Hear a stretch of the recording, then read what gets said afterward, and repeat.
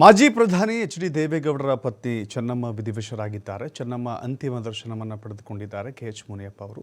ಜೊತೆಗೆ ಸಭಾಪತಿ ಬಸವರಾಜ ಹೊರಟ್ಟಿ, ಮಾಜಿ ಮುಖ್ಯಮಂತ್ರಿ ಡಿ.ಬಿ. ಸದಾನಂದಗೌಡ, ಸಂಸದ ಪಿ.ಸಿ. ಮೋಹನ್, ಹಿರಿಯ ನಟ ದೊಡ್ಡಣ್ಣ, ಸಾರಾ ಗೋವಿಂದು, ನಟಿ ಪೂಜಾ ಗಾಂಧಿ ಸೇರಿ ಹಲವು ಗಣ್ಯರು ಅಂತಿಮ ದರ್ಶನವನ್ನು ಪಡೆದುಕೊಂಡಿದ್ದಾರೆ. ದೃಶ್ಯಾವಳಿಗಳಲ್ಲಿ ಗಮನಿಸ್ತಾ ಇದ್ದೀರಿ. ಉಪಮುಖ್ಯಮಂತ್ರಿ ಪರಮೇಶ್ವರ್ ಕೂಡ ಆಗಮಿಸಿದ್ದಾರೆ.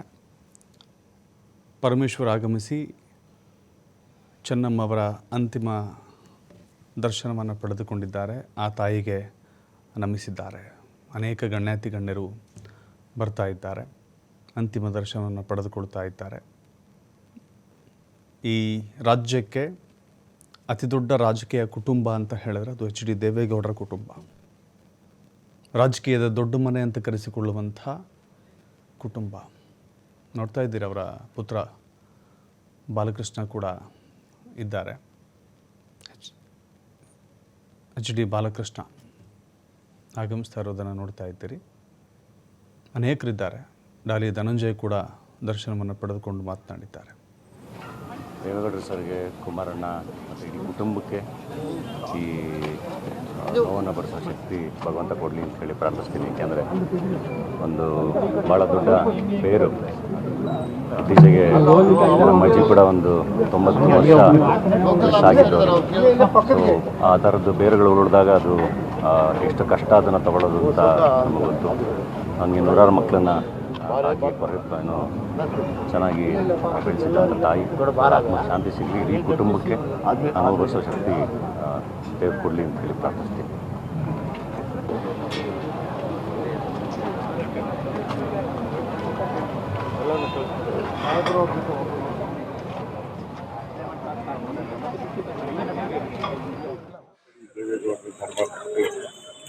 ಕನ್ನಮ್ಮನವರು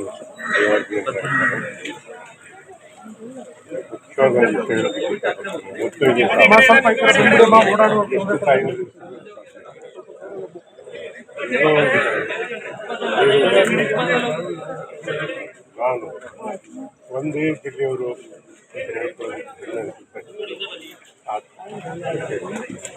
ಶಾಂತಿ ಸಿಗಲಿದೆ.